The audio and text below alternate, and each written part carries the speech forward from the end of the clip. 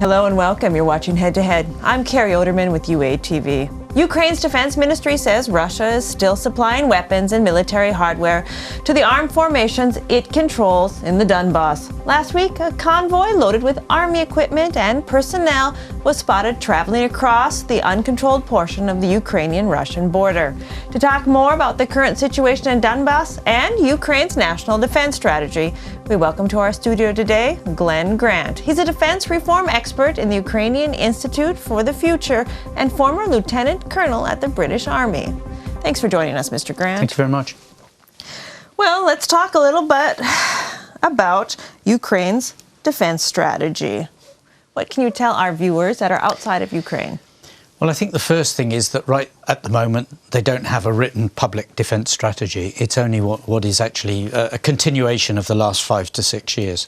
Although obviously even that's evolving because you saw that Zelensky wants to try and pull back in certain areas in the crossover points so that the crossovers can actually be run better.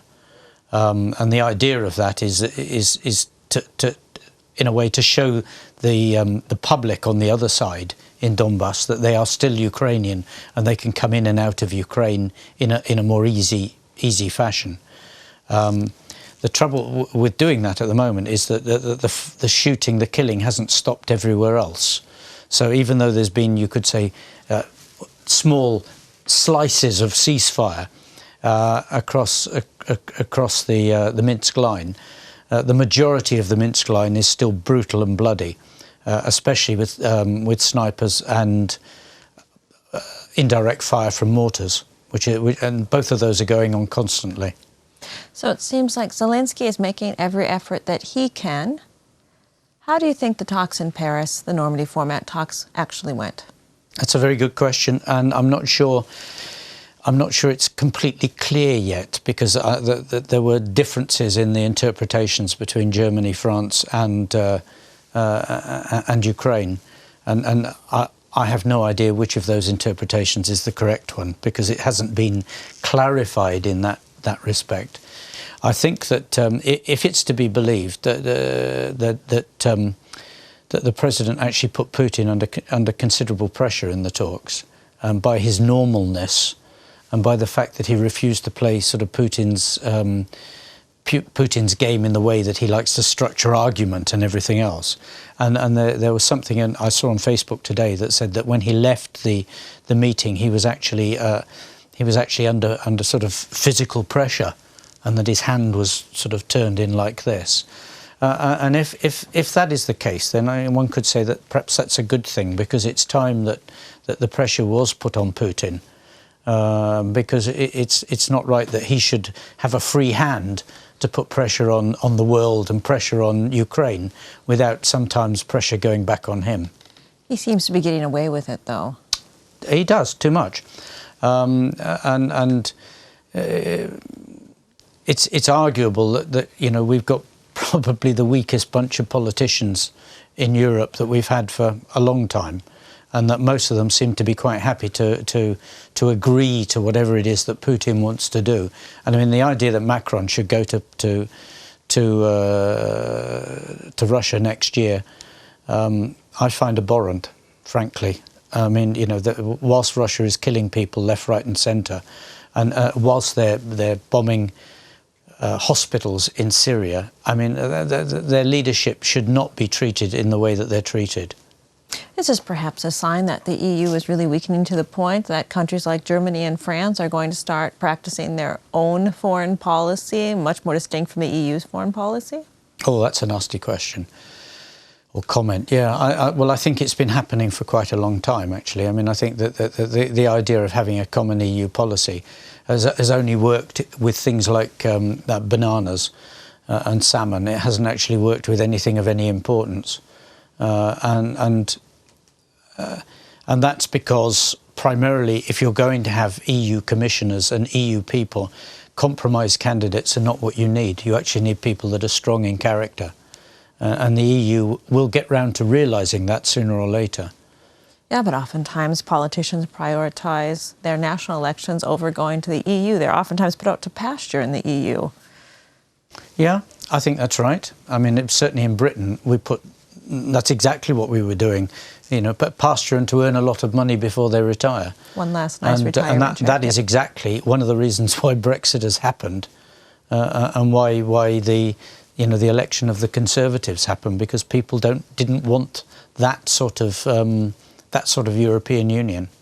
So as you see, we've got a lot going on in the larger European context. Let's bring it back to Ukraine. Ukraine's defense strategy is still on the desk, still being written. Yeah, it's still being written, yes. I mean, as I told you earlier, I've actually written a national strategy, which I finished about 2 months ago, which was sent to the government and has been passed around as much as possible on Facebook and to people people who are likely to read it and discuss it. And there's been a lot of quiet from government, let's just say it like that, but a lot of discussion from other people. What kind of pieces of advice did you put in the national strategy which would be relevant to the defense strategy? Three big things. I mean, the first one is that the higher level system of the government doesn't work. And it's got 2 or 3 reasons for this. One is that the Constitution and the way that the system is written for the president means that you've got to have a Superman as president. But it's more significant than that. It's because there are only 24 hours in a day. And if you've got a president who's given tasks that actually fill up that 24 hours with things that are not primary tasks, then the primary tasks actually get tiny amounts of time. So he hasn't got time for thinking and discussing the most important issues. And there are lots of things that he's asked to do, like selecting people that could be passed out to recruitment organisations to find the best person for a job. So that higher level and the President's administration are doing too much day-to-day management and not enough strategic thinking and strategic political direction of where we should be going internationally, at home, and with all the major subjects, economics, finance, whatever. Below that, the next within the same organisational sort of group is that the National Defence Council, Security and Defence Council, is dysfunctional because its structure is wrong. It needs to be able to manage the operations of the country. It can't. It doesn't have the people or the organisation to do that. It needs to be able to manage intelligence. 2 parts of it: managing the management of intelligence, who does what, where and when, and managing the subject, the content of intelligence. And it's not structured for that. And the third part of that is it needs to manage the hybrid war against Russia, dealing with Russia. Because if that goes into the President's administration, there is even less time in the President's administration for other things. So that's the first big chunk. The second chunk is social. And this need to engage the social power of the country, because 2014 the country showed it wants to be involved. It still wants to be involved. I mean, everything I see from NGOs, people writing in Facebook, that volunteers for everything. The country wants to be given the opportunity to be involved. People do not want to be numbers. Soviet numbers, like in the army, where you're called by a number and you just act.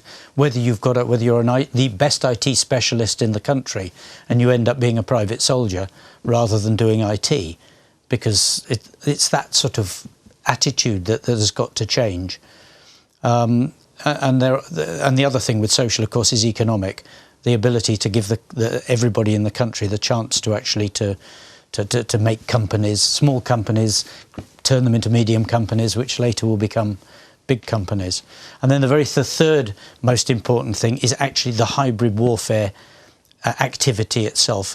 Not just having a team to do it, but actually thinking, what are we going to do legally, diplomatically, financially? What agreements worry Russia? What things worry Russia? And we need to actually put all that together to put Russia under pressure. Because if we don't beat Russia, we lose to Russia. We just bleed to draw, until something goes badly wrong. At some stage, the country has to face up to Russia. And if we're not going to do it militarily and fight them, then we have to find every single non-military way of actually taking Russia to task. So you've just named 3 large chunks. Yeah. These things can't happen within 24 hours. No, they can't. But they've got to start. If you don't start them, if you don't actually have a discussion about them, if you don't actually have a plan that these are 3 things we need to do, then in a year's time or 2 years' time, we will still be exactly the same as we are now. And I look at the hybrid warfare against Russia like a football team, where we've got 6 players on our side and they're playing with 11. And you know, they keep putting the ball in the goal. And it's not surprising. No wonder. And it's no wonder, because we're not actually preparing ourselves to deal with them. We're just reacting and going back to the middle every day with the ball because they've just scored again. You've placed a lot of this responsibility on the presidential administration in your description right now. It's a young administration. It's a young parliament. Do they have the experience to get these jobs done? In lots of cases, no, they don't. But that's part of that is asking the right people. I mean, if the people go into a job and they sit there and say, I'm the expert and I know everything, they're going to go nowhere, because none of us are. You know, you have to actually ask as many people as possible for every subject. Have you noticed a change in Zelensky in the last few months? Because he was very confident coming in that maybe things would be different with him. I personally have seen that he's maybe toned down a little bit and seen that he... Maybe. I mean, it's difficult for me to judge that sort of thing. I do know that some of the people that are working with him are still very confident that he's got the, he's got the wit to actually to take this and run with it. But my goodness, it's a steep learning curve for anybody. Maybe even steeper for him, having no political background at all on coming into this. I think, who am I to say so? But I think he still needs to change some of his team and actually bring in some more experts from outside to help him, because this is a big, complex world. Now, you're not advising governments for the first time. Sometimes history does repeat itself. Have you recognized any patterns that you've seen with Russia, with Russian aggression in other countries that are coming towards Ukraine? It's exactly that. I mean, Bulgaria is suffering as much. Apart from the military aspects, the non-military aspects, Bulgaria is getting hit as hard as anybody. Latvia is actually suffering a bit as well with the money. The money has been, undermining the country in lots of ways. And I suspect that there are others that I can't see clearly, but just those countries. But I mean, at the moment, the Bulgaria is the one that is being bombarded by Russia the most. Serbia, of course, Serbia. But Serbia doesn't know which side it's on. And it's still sort of trying to play both sides where they can get the most benefit from, either arms and equipment, money, support, EU or anything else. We don't have a lot of time today, unfortunately. I really enjoy it when you come to the studio. What was one piece of advice that you could give the presidential administration or Ukraine if they would take it? Okay, the one piece of advice I would give is to declare to NATO that if NATO goes to war against Russia or anybody else, that Ukraine will stand by them and fight alongside them with the 29.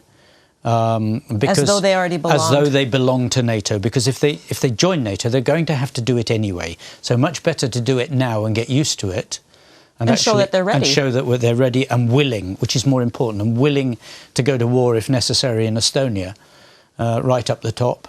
And maybe even add to that Sweden and Finland, that if they come under attack, that Ukraine will go to war with them, siding on the side of the West, so that it's absolutely clear, publicly, put the moral pressure back onto everybody else, not onto Ukraine. Sage advice from Mr. Glen Grant. Thank you for joining us today. Thank you. That was Glen Grant, defense reform expert at the Ukrainian Institute for the Future and former lieutenant colonel at the British Army. Thank you for watching, and stay tuned for more with UATV.